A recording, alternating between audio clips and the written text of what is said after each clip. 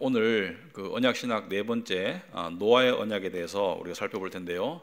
기억을 더듬자면 우리 제일 처음에 언약 신학에 대해서 살펴봤고요. 언약 신학이 무엇인가 살펴봤고, 언약 신학에는 세 가지가 있다고 그랬습니다. 큰 물줄기가. 첫째는 행위의 언약, 그죠? 아담과 하와 사이에, 하나님과 아담과 하와 사이에 맺어진 행위의 언약이 있다고 말씀드렸고, 이 행위의 언약이 지금도 이 세상을 지배하는 저변에 깔려 있는 근본적인 언약이다.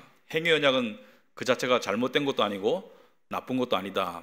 단지 구원에 이를 수 없다.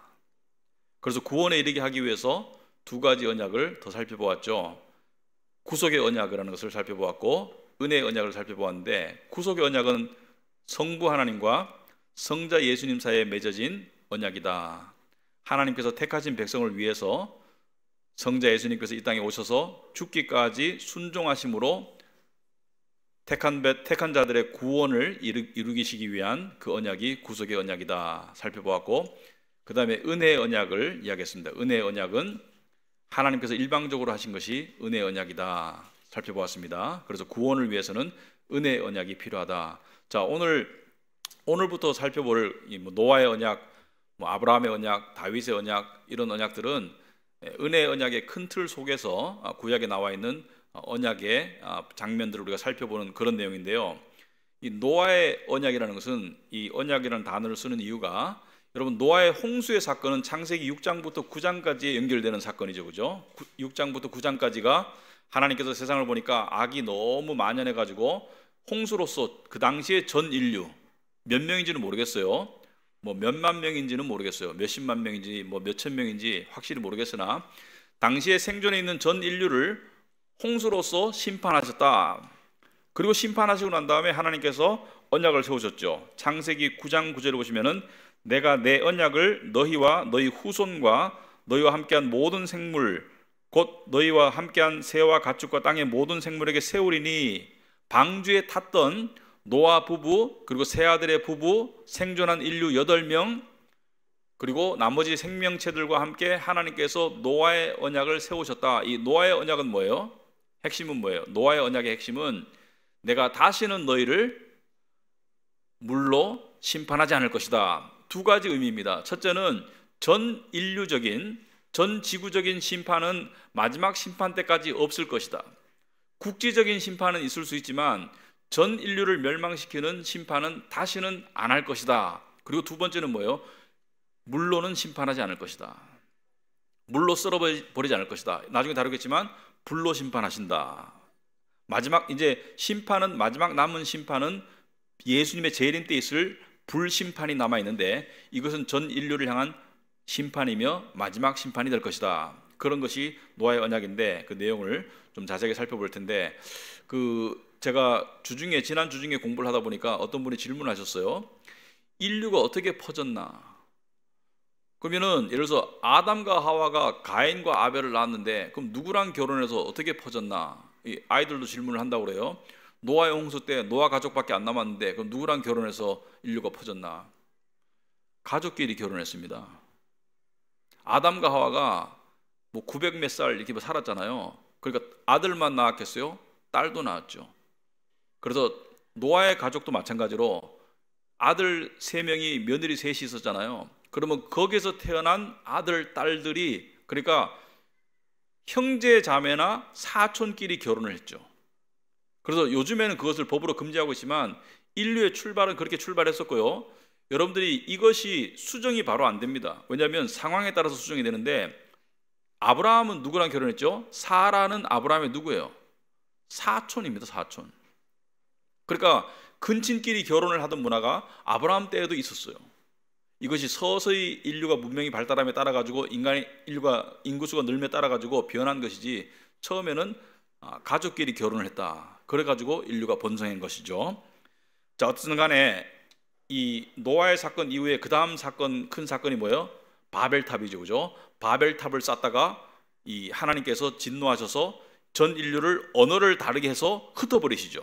그래서 그때 그 인류들이 어디로 갔겠습니까? 동양으로도 오고 서양으로도 가고 아프리카도 가고 이렇게 갔겠죠. 그래서 여러분들이 그 인류의 문명을 보면 이 기독교에 연결된 것이 상당히 많아요. 이 부분도 사실 나중에 한번 강의를 한번 하고 싶은데 재밌어요. 그러니까 우리나라의 통일신라 시대에도 보면 복음의 흔적이 있고요. 예를 들어서 중국의 문자에도 복음의 흔적이 있고요. 그러니까 각각의 문명 속에 복음의 흔적들이 있는데 뭐 이건 오늘 할 얘기는 아니지만 한 가지 예를 들자면 여러분 한자에 쉽게 나무 목자 아시죠? 나무 목자. 나무 목자가 뭐예요? 십자가에 사람이 달렸다. 이게 나무 목자예요. 그런 것들이 상당히 많습니다. 그러니까 십자가에 사람이 달리면 나무목이 되는 거예요. 자, 어쨌든 간에 그거는 뭐 이건 직접적인 관련 없는 얘기고. 자, 어쨌든 간에 자, 노아의 언약의 배경은 뭐냐? 여러분 창세기 6장에 보시면은 성경책을 보셔야 돼요. 창세기 6장을 보시면은 6장 5절에 이런 말씀이 있죠. 여호와께서 사람의 죄악이 세상의 가득함과 그의 마음으로 생각하는 모든 계획이 항상 악할 뿐임을 보시고, 그러니까 사람의 생각이 항상 악하다는 것은 악인이 드글드글하고 그 악인들의 생각이 선을 향하지 못하고 항상 악을 향하고 있다. 그러니까 뭐예요? 소돔과 고모라처럼 되었다. 근데 소돔과 고모라도, 그러니까 소돔과 고모라를 향한 심판은 국지적인 심판이죠. 하나님께서 노아의 언약을 통해서 전 인류적인 심판은 안 하시겠다고 약속하셨기 때문에 소돔과 고모라는 국지적인 심판인데, 소돔과 고모라를 비교해서 예수님께서 뭐라 했습니까? 예수님 오셔가지고 이 세대가 소돔과 고모라만 같았더라도 이미 회개했을 텐데 뭐예요? 너희들이 소돔과 고모라보다 더 악하다고 말씀하시는 거예요. 그러면 지금 우리가 살고 있는 21세기는 소돔과 고모라보다 더 선할까 악할까? 답은 분명하다고 생각합니다. 그런데 하나님께서 심판하지 않는 이유는 약속하셨기 때문에, 노아의 언약으로. 자, 그래서 땅 위에 사람 지으셨음을 한탄하사 마음에 근심하셨다 이렇게 되어 있습니다. 자, 두 가지를 짚고 싶은데 여기서 말하는 악하다는 게 무슨 뜻인가? 여기서 말하는 악하다는 게 무슨 뜻인가? 6장 11절 오시면은 그때 온 땅이 하나님 앞에 부패하여 포악함이 땅에 가득하다. 부패하여 포악함이 땅에 가득하다 이렇게 표현이 되어 있거든요. 악함의, 그러니까 이 내용이 첫째는 부패하고 둘째는 포악하다 이렇게 되어 있습니다. 그러면 이 부패와 포악이라는 것의 뜻이 뭔가? 이 뜻은 반인륜적, 반도덕적, 반사회적 행동이 만연하다 이렇게 되어 있습니다. 그래서 이 인륜적인 면에서 반인륜적이고 부도덕하고 그리고 더럽고, 그리고 우리가 한 가지 여겨봐야 될 것은 반사회적이다. 여기서 반사회적이라고 말하는 것은 원어상의 의미에서 짐승과 같이 힘이나 권력으로 자기 욕심을 채우려고 악한 자를 억압하고 탈취한다 이런 내용입니다. 그러니까 자기 욕심을 채우려고 짐승처럼 약한 자를 억압하고 탈취한다. 이것이 반사회적이다. 자, 오늘날 우리는 어떤 면에서 반사회적인가? 여러분, 우리가 생각하는 반사회적인 것은 예를 들어서 무슨 성폭행범이나 무슨 이 사회의 어떤 무차별 폭력이나 또는 미국 같으면 무차별 어떤 총격이나 이런 것을 반사회적이라고 그러는데, 이 하나님께서 말씀하시는 정의와 공의에 비춰봤을 때 오늘날 우리는 반사회성을 그냥 받아들이고 살고 있을 뿐이에요. 예를 하나 들자면 오늘날 경제적인 억압과 이 착취가 반사회적인 선을 훨씬 넘어섰습니다. 무슨 말이냐? 하나님께서 구약에 보시면은 하나님의 경제 원리는 이렇습니다. 열심히 일하는 사람이 좀 더 가져가는 거 하나님이 당연하다고 허용했습니다. 그죠? 열심히 일하는 사람이 더 많이 먹고 더 잘 살고 하는 것을 허용하셨어요. 그러나 매 50년마다 희년 제도를 만들어서 어떻게 했어요? 전부 다 리셋해 줬어요. 리셋.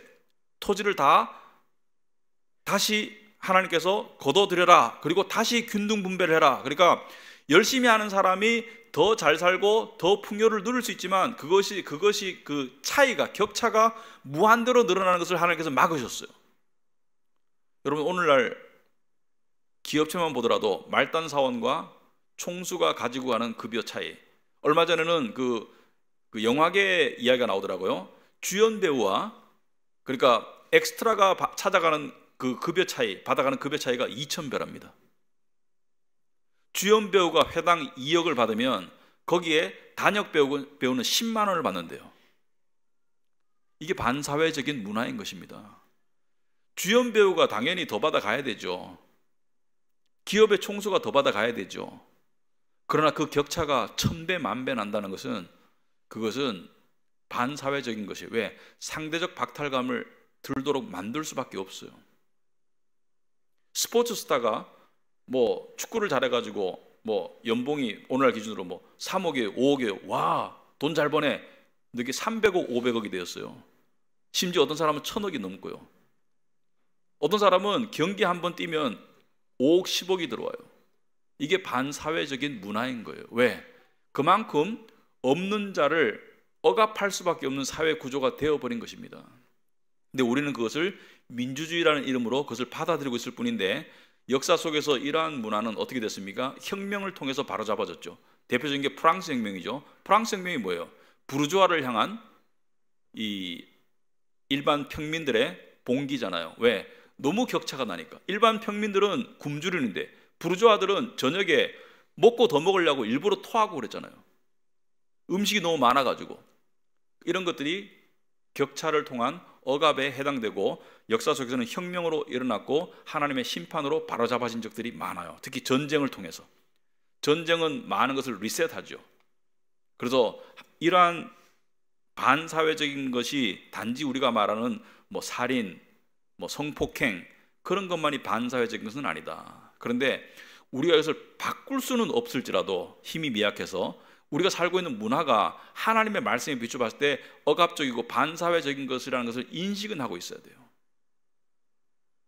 가진 자와 못 가진 자, 금수저와 흙수저의 그 차이가 너무 크다는 것을 인식은 하고 있어야 돼요.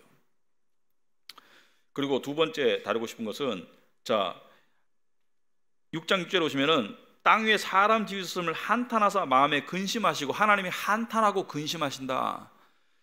어디 보면 하나님이 천지를 창조하시고 난 다음에 매우 기뻐하셨다, 또는 하나님은 질투의 하나님이시다, 하나님이 노여워하셨다, 이런 여러 가지 하나님의 신적 감정을 드러내는 그런 구절들이 있는데, 기독교 역사 속에서 어떤 신학자들은 우리 개혁주의 쪽에서 좀 소수입니다.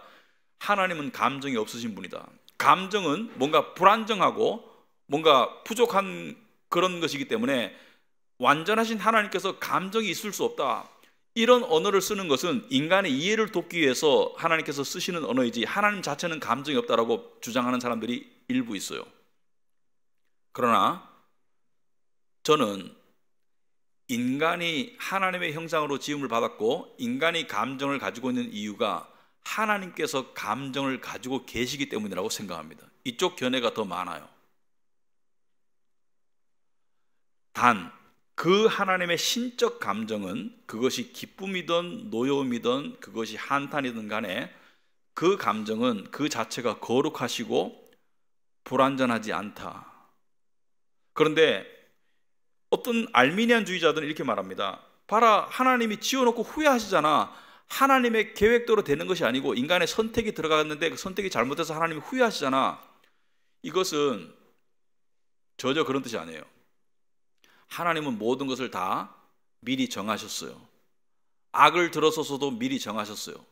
그런데 미리 정하셨기 때문에 하나님은 노아 시대에 이 악이 만연할 것도 이미 아셨고, 그리고 심판도 이미 정하셨어요. 그런데 왜 하나님이 후회하시는가, 한탄하시는가, 왜 이런 모습을 보이시는가? 그것은 그 상황에 대한 하나님의 마음이에요. 길은 정해졌는데 그 상황에 대한 하나님의 마음이에요. 예를 하나 들어드릴게요. 여러분들이 이해를 돕기 위해서. 예수님께서 이 땅에 오셨을 때 십자가에 죽으실 것을 아셨어요, 몰라셨어요? 당연히 아셨죠. 모르실 리가 없죠. 내가 온 것은 아버지의 뜻을 이루려 하기 위함이다. 아직 내 때가 이르지 아니하였다. 거듭해서 예수님은 십자가의 죽음을 암시하셨어요. 내가 모든 죄를 짊어지고 죽을 것을, 당신이 죽으실 것을 암시하셨는데, 그러면 우리가 생각할 때 안 믿는 사람들이 이렇게 얘기하더라고요. 아니 죽으시고 부활할 건데 그게 뭐 이렇게 힘들어? 어차피 죽으시고 난 다음에 다시 살아나실 건데, 그러니까 3일만 지나면 다시 살아나시는데, 정확하게 3일도 아니에요. 2박 3일이지.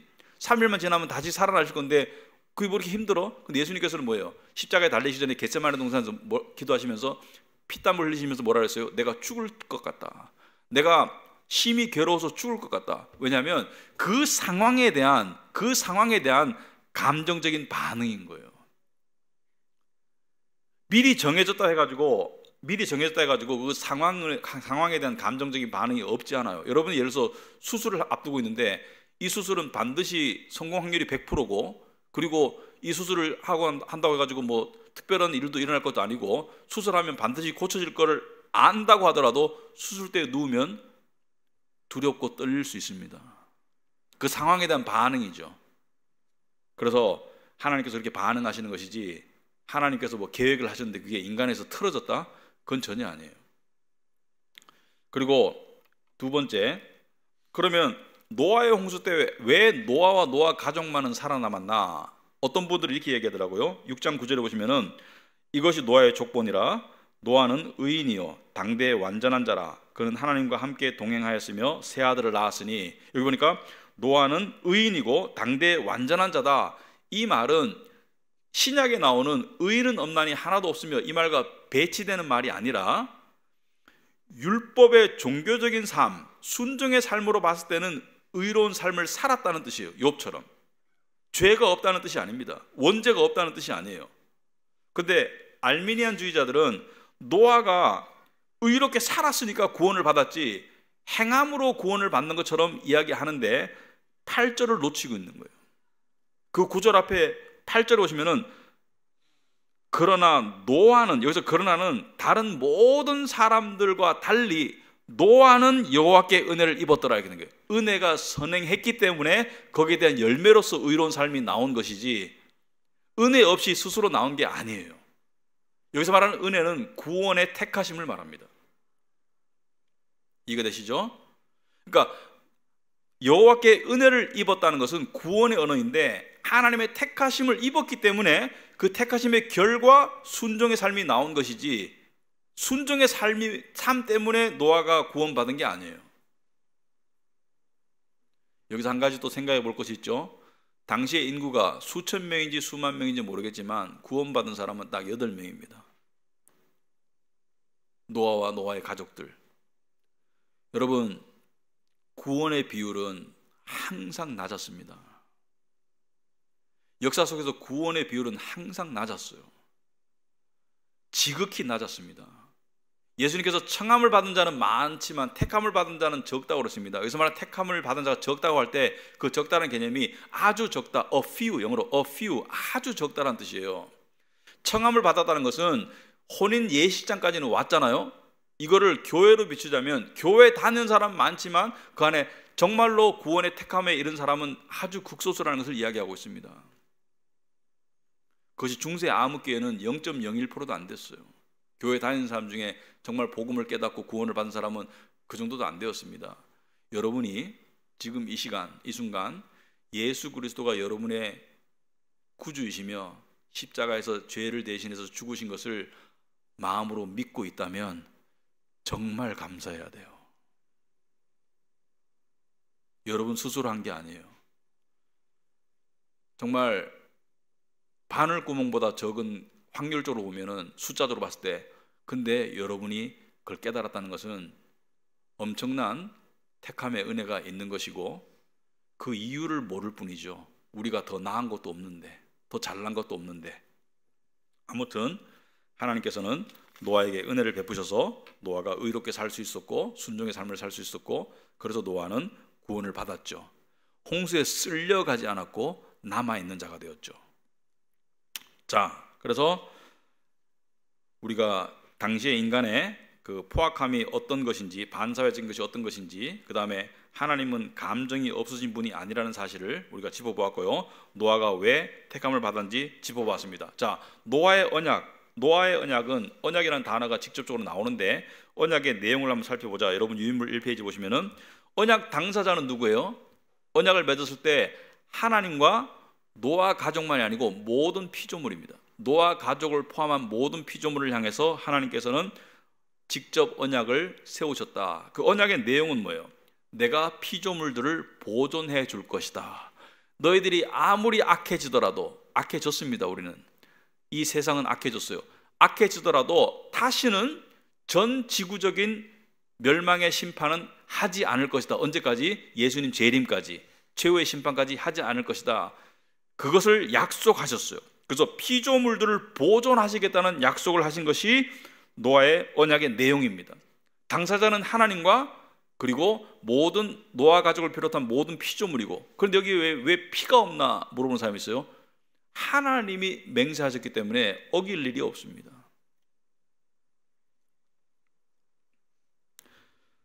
자, 그 다음에 인간에게 주어진 의무는 뭐였냐? 그러면 이 언약 속에 인간에게 하나님께서 주신 명령은 뭐냐? 첫째는 창세기 9장 3절에 보시면은 하나님께서 이런 명령을 하세요. 모든 산 동물은 너의 먹을 것이 될지라, 채소같이 내가 이것을 다 너에게 주노라. 자, 이 말이 암시하는 것은 뭐예요? 노아의 홍수 이전에는 인류가 채식을 했음을 알 수가 있습니다. 육식은 노아의 홍수 이후에 시작되었음을 알 수 있습니다. 모든 동물을 너에게 주노라, 산 동물을 너에게 주노라, 너희가 먹을 것이니라, 이런 말씀을 굳이 하실 이유가 없죠. 그 전에 육식을 했으면. 채소같이 내가 이것을 다 너에게 주노라. 무슨 말이에요? 이제는 육식을 하도록 하나님께서 허용하시고 인간에게 육식을 향한 그러한 그 식욕을 주셨겠죠. 그러나 고기를 그 생명되는 9장 4절에 피째 먹지 말 것이니라. 그래서 피를 먹는 것을 금하셨다. 어느 사람은 구조로 육회를 먹어도 되나? 육회엔 피가 없습니다. 피라는 것은 피 자체 뚝뚝 떨어지는 그 핏물이 뚝뚝 떨어지는 그것을 먹지 마라. 피를 마시지 마라. 자, 선지국 먹어도 되나? 저 선지국 안 좋아해요. 선지국은 피를 응고시켰죠. 그래서 피째 먹지 말라는 것은 피가 그 액체 상태로 있는 그 상태를 먹지 말라고 하나님께서 명령하셨죠. 자, 그 다음에 9장 6절에 보시면은 하나님께서 뭘 명령하셨냐면, 다른 사람의 피를 흘리면 그 사람의 피도 흘릴 것이니 이는 하나님이 자기 형상대로 사람을 지으셨음이라. 하나님께서 살인하면 안 된다 이렇게 말씀하시죠. 여러분, 구약의 율법에는 살인자는 어떤 벌을 받았어요? 무기징역을 받았어요? 아니요, 살인자는 사형을 받았습니다. 그래서 성경은 사형 제도를 사실은 옹호합니다. 그런데 미필적 고의, 그러니까 내가 의도하지 않았어, 실수로 사람을 죽였어. 예를 들어서 곡괭이질을 하다가 갑자기 이 곡괭이에서 돌멩이가 빠져나가가지고 쇠가 빠져나가지고 다른 사람 머리를 쳐가지고 죽였어. 또는 내가 지나가다 사람이랑 부딪혔는데 그 사람이 넘어져가지고 뭐 바위에 머리를 찧어가지고 죽었어. 이런 경우에 어떻게 해요? 그런 경우에는 고의성이 없잖아요. 그러니까 도피성으로 도망갈 수 있도록 해주셨죠. 근데 의도를 가지고 사람을 죽였을 경우, 그때는 뭐예요? 살인자는 사형으로 다스리는 것이 구약의 율법이었습니다. 오늘날 사형 제도를 많은 나라들이 이 비인간적이라고 해서 실행을 안 하는데, 뭐 거기서 제가 뭐 어떤 의견을 내고 싶은 것은 아니지만, 사형 제도가 없어지면 생명 경시 현상이 반드시 일어납니다. 왜? 사람 죽여도 안 죽으니까. 그런데 여기에서 이제 여러 가지 이슈들이 있죠. 전쟁은 정당한가? 우리 교회 그 영예배에 옛날에 여러분 기억나시는가 모르겠는데, 부부가 있는데 소아과 의사였어요. 남편이 소아과 의사였는데 미군 부대에 맨날 이렇게 나비 넥타이 메고 이렇게 또 머리는 좀 이렇게 대머리로 밀고, 나이는 안 됐지만 30대였지만 피아노 잘 치는 그 의사 부부가 있었습니다. 지금 태국으로 선교사로 갔어요. 그 가정에 애가 뭐 3인가 4명 태어났는데 태국에 지금 선교사를 하고 있는데 의료 선교를 하고 있죠. 근데 이 사람이 그 군의관으로 있다가 군대의 돈으로 의대를 마치고 그 다음에 이 군대에 근무하다가 그만두면서 상당 액수를 물어냈어요. 왜? 근무 연한을 안 채웠어요. 안 채우는 이유가 뭐냐면 자기는 평화주의자다, 기독교 평화주의자다. 자기는 전쟁 나도 사람을 쏴 죽일 수 없다, 총을 쏠 수 없다. 그래서 미국 사람들은 그런 그 이론과 그 양심의 그런 거리낄 때 그런 것을 밝히잖아요, 그죠? 그래서 군대에 그걸 얘기해가지고 그냥 강제 제대당했습니다. 이분은 전쟁에서 총을 쏘는 것은 기독교인이 할 일이 아니라고 믿는 거예요. 그러나 통상적인 의견은 전쟁의 경우에는 그 전쟁이 정당한 전쟁일 때, 남을 약탈하는 전쟁이 아니라 자기 방어를 하든지 정당한 전쟁일 때는 살인이 허용된다고 봅니다. 그리고 두 번째, 낙태는 기독교에서 금지하고 있습니다. 왜냐하면 낙태는 태아를 살인하는 것으로 보고 있죠. 그런데 참 공교롭게도 이런 스토리가 있을 수 있어요. 실제로 내가 아주 악질 범죄자에게 성폭행을 당해서 특히 고등학생이 임신을 했어요. 그럼 그걸 낙태를 해야 되냐 말아야 되냐? 쉽지 않은 질문입니다. 그런 일들이 있어요. 그러니까 그리고 성폭행을 당했는데 누구한테 당했는지도 모르겠어. 근데 내 배에는 애가 지금 자라고 있어. 이거를 낳아야 되냐 말아야 되냐? 참 쉽지 않은 질문이에요. 안락사. 여러분 요즘에 그 옛날 같으면 그 생명 연장이 안 되는데 의술의 발달로 연장이 되는 그런 경우들이 많아요, 그죠? 의식도 없고 그런데 식물인간처럼 이렇게 생명이 연장되고 나이도 많이 들고 그런데도 연장이 되는 경우가 있는데 옛날 같으면은 다 돌아가셨을 텐데 연장이 되는 경우가 있는데 그런 경우 어떻게 해야 되나? 또는 어떤 사람은 스위스가 안락사를 허용했죠. 너무 고통스러워. 차라리 그냥 우아하게 그냥 마지막 좋은 사람들 만나가지고 친한 사람들 만나가지고 마지막 담소 나누고 그냥 주사기 꽂아가지고 이렇게 평온하게 가고 싶다. 그게 안락사를 원하는 사람들이잖아요. 근데 성경은 안락사는 반대 입장을 취하는 것 같습니다. 근본적으로. 왜? 그 죽음의 고통 또한 하나님께서 주시는 성화의 과정으로 보기 때문에 안락사는 성경에서는 반대하는 것으로 보고 있습니다. 자, 그리고 노아의 언약을 맺으신 다음에 하나님께서 9장 12절에 하나님이 이르시되 창세기 9장 12절에 내가 나와 너희와 및 너희와 함께하는 모든 생물 사이에 대대로 영원히 세우는 언약의 증거는 이것이니라. 내가 내 무지개를 구름 사이에 두었나니 이것이 나와 세상 사이의 언약의 증거니라. 하나님께서 무지개를 주셨어요. 언약의 증표로. 이 무지개는 무슨 약속이에요? 무지개는 약속입니다. 무슨 약속? 내가 너희를 다시는 물로 총체적인 심판을 하지 않을 것이다. 생명 보존의 약속을 무지개로 하셨어요. 창조론을 안 믿는 사람들은 참 반박할 자료가 수백만 가지가 있지만 무지개를 한번 보면 빨주노초 파남보 이게 저절로 생긴다고요? 색깔이 원색이 빨주노초 파남보가 이렇게 일정 비율로 저절로 생긴다고요? 말이 안 되죠. 왜 생겨요? 어떻게 생겨요 그게? 말이 안 되죠. 그거는 휴대폰 꺼내놓고 이거 누가 만들었어 그러는데 그냥 쇳덩어리가 저절로 뭉쳐서 만들어졌네 이렇게 거울하고.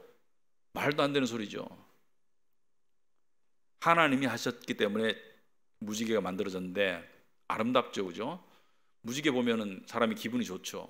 왜냐하면 본능적으로 기분이 좋을 수밖에 없는 거예요. 무지개는 생명 보존에 좋은 약속이 담겨 있는 것이기 때문에.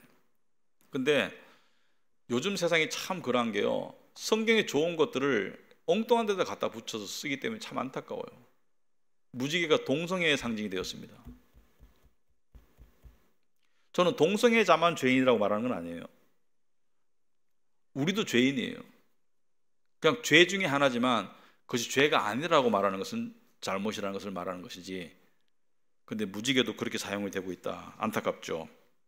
자, 이와 같이 언약에는 징표가 있습니다. 어떤 언약에는? 여러분, 예수님께서 우리와 맺으신 새 언약의 징표는 뭐예요? 이 잔이죠. 포도주가 새 언약의 징표이죠. 마찬가지로 노아의 언약의 징표는 무지개가 노아의 언약의 징표다. 그래서 이 페이지 보시면은 노아의 언약이 보증하는 것은 뭐예요? 이 언약이 보증하는 것은 노아의 홍수 이후로 세상 마지막이 되기 전까지는, 그러니까 전 지구적 우주적 그 심판이 있기 전까지는 인류 멸망의 일은 일어나지 않는다. 그래서 핵전쟁을 통해서 인류가 멸망한다. 그것은 인간의 시나리오지 하나님의 역사 시간표에는 없다. 핵전쟁을 통해서 인류의 3분의 1은 죽을 수 있다. 왜냐하면 계시록에 나와 있기 때문에. 그것이 핵전쟁이라고 제가 꼭 말하는 건 아니지만 핵전쟁 같은 것을 통해서 인류의 3분의 1이 한꺼번에 죽을 수 있다. 그래서 저는 핵일 수도 있다고 생각합니다. 왜? 고대 사회에서는 하루에 3분의 1이 죽을 수가 없습니다. 어떻게 하루에 3분의 1이 죽어요? 사람을 일일이 죽여야 되는데, 활을 쏘거나 칼로 죽여야 되는데 3분의 1을 한꺼번에 죽일 수가 없죠. 몇 달이 걸리겠죠, 최소한. 근데 지금의 무기 체계로는 3분의 1이 한꺼번에 죽을 수 있죠. 그러나 전 인류가 멸망할 일은 없다. 그래서 베드로 후서 3장 6절 7절을 보시면은 이로 말미암아 그때 세상은 물이 넘침으로 멸망하였으되, 이때 물은 노아 홍수를 말하죠. 이제 하늘과 땅은 그 동일한 말씀으로 불사르기 위하여 보호하신 바 되어 경건하지 아니한 사람들의 심판과 멸망의 날까지 보존하여 두신 것이니라. 여기 보니까 보존을 약속하셨어요. 언제까지? 불심판이 있을 때까지. 역사는 하나님의 계획대로 움직이고 있습니다. 그래서 노아의 언약이 은혜의 언약인 이유가 뭐냐? 첫째는 인류의 악행이 점점 더 심해짐에도 불구하고 아마 노아 시대보다 지금이 악행이 훨씬 더 심해졌을 겁니다. 그럼에도 불구하고 하나님께서는 보존을 약속하셨다. 이것은 일반 은혜입니다. 구원의 은혜는 아니고 일반 은혜입니다. 믿는 자나 믿지 않는 자나 하나님께서는 인류를 보존하시기로 약속하셨다. 그래서 지금 이 인류가 보존되고 있는 것은 하나님의 언약 때문에 보존되고 있는 거예요. 하나님이 인간을 심판하시기로 하면 별의별 방법을 다 쓸 수 있습니다. 물로 심판할 수도 있고, 산소 공급을 끊으면 되고, 태양과 지구를 멀어지게 하거나 가까워지게 하면 돼요. 아주 간단해요. 그러나 태양과 지구는 지금도 일정 간격을 유지하고 있고, 태양은 활활 타고 있지만 일정 온도를 유지하고 있기 때문에 우리가 지금 생존하고 있는 것이죠. 이 모든 것이 신기한 거예요. 어떻게 이게 계속 유지가 되고 있나? 궤도가 유지되고, 거리가 유지되고, 온도가 유지되고, 이 신기한 거예요. 두 번째, 노아의 언약은 하나님의 구원의 언약, 그러니까 인간의 그 죄인들 중에서 하나님께서 구원으로 이르게 하신 그 특별한 언약의 근간이 되는 언약입니다. 왜냐하면 인류가 생존해야지 그 중에 구원받을 자들도 나올 수가 있는 것이죠. 생존 자체를 안 하면 구원받을 자들이 나올 수가 없잖아요. 그러므로 노아의 언약은 일반 은혜의 언약으로서 특별한 구원의 은혜의 언약의 밑바탕이 된다. 그래서 사람들이 있어야지 그 중에서 구원받을 자들을 뽑을 수가 있지, 다 멸망해버리면 구원받을 자들을 뽑을 수가 없는 것이죠. 그래서 우리는 믿지 않는 자들과 함께 노아의 일반적인 은혜의 언약의 혜택을 보고 있으며, 동시에 하나님의 특별한 구원의 언약의 혜택을 우리가 누리고 있다. 자, 그리고 중요하게 노아의 언약에 나타난 그리스도를 살펴보자. 노아의 언약에는 그리스도의 어떤 모습이 나타나 있나? 자, 노아가 만든 방주 안에 들어간 모든 생명체는 살아남았습니다. 방주 안에 들어간 모든 생명체는 살아남았어요. 이 방주는 누구를 상징해요? 그리스도를 상징합니다. 그리스도 안에 있는 자는 다 살아남아요. 우리가 착해서, 우리가 선해서가 아니고 그리스도 안에 있는 자들은 다 살아남습니다. 그리스도 안에 있으면 정죄함이 없어요. 그리스도 안에 있으면 하나님 우리를 거룩하게 여기세요. 그리스도 안에 있으면 우리가 의로 옷 입게 되었어요. 그리스도 안에 있기 때문에 하나님 우리를 사랑하시고 우리를 받아주세요. 그리스도 안에 있는 자들은 다 살아남는다. 왜? 그리스도 안에 있으면 하나님의 심판이 들어오지 못해요. 여러분, 6월절에 그죠? 유대인들이 10가지 재앙, 이집트 땅에서 10가지 재앙을 맞이할 때 그 죽음의 사자가 이스라엘 사람들의 집안으로는 왜 못 들어왔어요? 왜 안 들어왔어요? 그 죽음의 사자가 문지방에 피를 발랐잖아요. 양피를 발랐잖아요. 피를 발랐죠. 그 피는 누구를 상징해요? 어린 양은 누구를 상징해요? 예수님을 상징하죠. 마지막 심판 때 하나님의 그 진노에, 마지막 심판의 그 진노가 우리에게 왜 못 들어와요? 예수 그리스도가 그것을 막아주기 때문에 못 들어오는 것이죠. 근데 노아의 이야기를 보면 창세기 6장 14절에 이런 말씀이 있습니다. 창세기 6장 14절에 노아에게 방주를 만들 때 너는 고페르 나무로 너를 위하여 방주를 만들되 그 안에 칸들을 막고 역청을 그 안팎에 칠하라. 역청을 그 안팎에 칠하라는 말이 있습니다. 영어로 pitch, P-I-T-C-H. 역청을 안팎으로 발라라. 아스팔트 비슷한 거예요, 요즘 말로 말하면. 그러니까 물이 못 들어오게 막 발라라, 이런 말이에요. 역청을 발라라. 이 모세 부모가 모세를 이 갈대 상자에 넣어가지고 나일강에 띄웠는데 거기 상자에 뭘 발랐어요? 역청을 발랐습니다. 물이 못 들어오게. 그런데 역청이라는 단어가 원어상의 의미가 대속이라는 단어와 똑같아요. 예수 그리스도의 피로 의한 대속과 똑같아요. 어원이. 이해가 되세요? 노아의 홍수 때 하나님께서 물로 세상을 죽이실 때 그 방주 안에서는 역청을 발랐기 때문에 그 물이 못 들어왔어요. 유월절 때는 죽음의 사자가 각 가정의 장자를 다 죽이는데 문에 피를 발랐기 때문에 못 들어왔어요. 마지막 심판 때 하나님께서 불로 세상을 다 심판하실 때 우리는 왜 그 불심판을 안 받나? 예수 그리스도의 피가, 보혈의 피가 우리를 막고 있기 때문에, 대속의 피가. 그래서 노아의 방주는 그리스도를 상징한다. 자, 노아라는 이름의 의미는 안식이라는 뜻입니다. 안식. 안식이 노아의 뜻이다.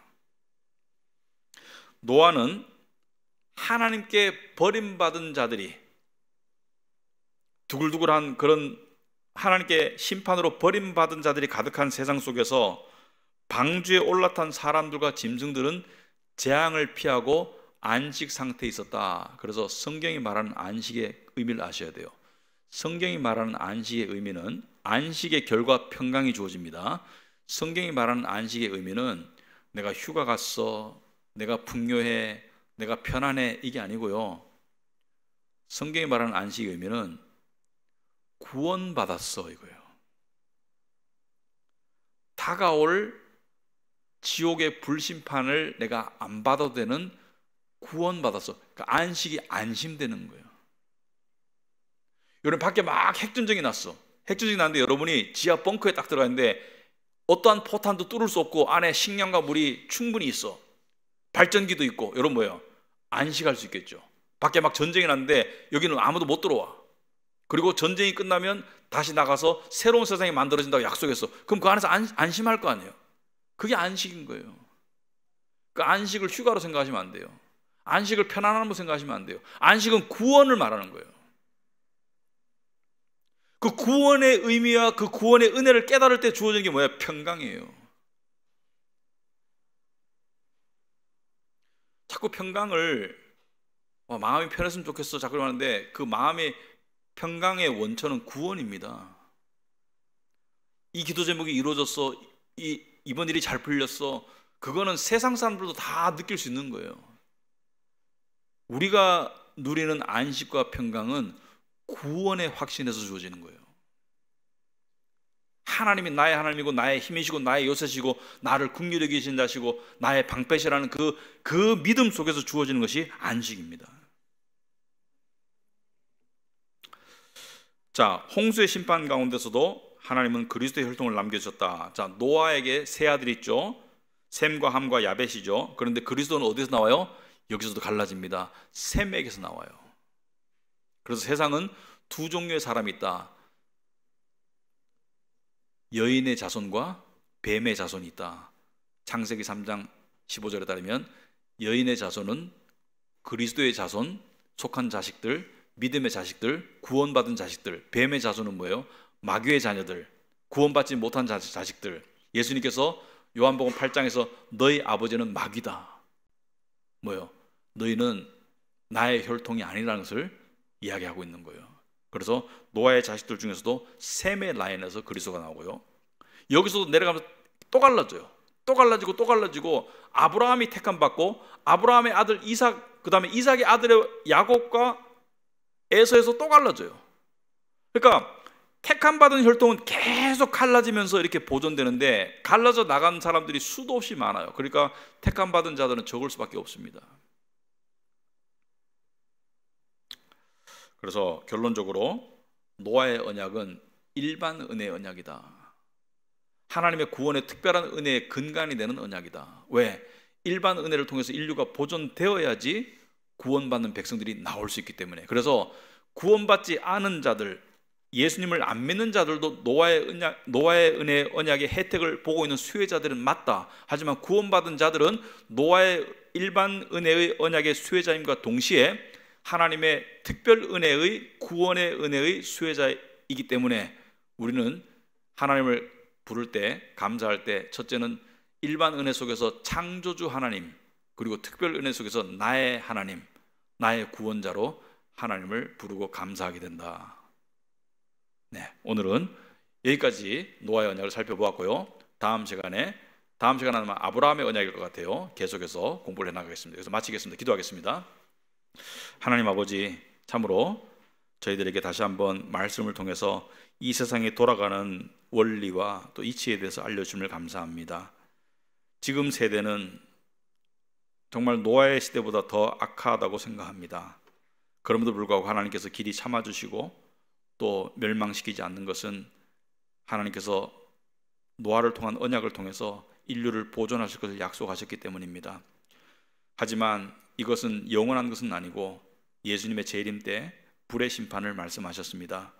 아버지 하나님, 노아가 방주 속에 들어가 가지고 그 가족들과 생명체들이 그 심판을 견디고 살아남았듯이 저희들은 그리스도 안에서 그리스도의 대속의 피로 말미암아 정죄를 받지 않고 하나님의 심판을 받지 않고 견디는 것을 저희들이 믿습니다. 하나님 아버지, 저희들에게 노아의 이름처럼 진정한 안식을 주심을 감사합니다. 구원받은 자들이 누리는 것이 안식입니다. 세상에서의 안식의 개념은 그냥 육신과 마음이 일시적으로 편안한 것이지만 구원은 우리의 영원한 운명이 이미 정해져 있고 그것은 더할 수 없이 좋다는 것입니다. 그 구원의 은혜에 감사하고 그 안에서 안식하고 평강을 누리며 하나님을 찬송하는 저희들의 삶이 될 수 있도록 인도하여 주시옵소서. 예수님 이름으로 기도합나이다. 아멘.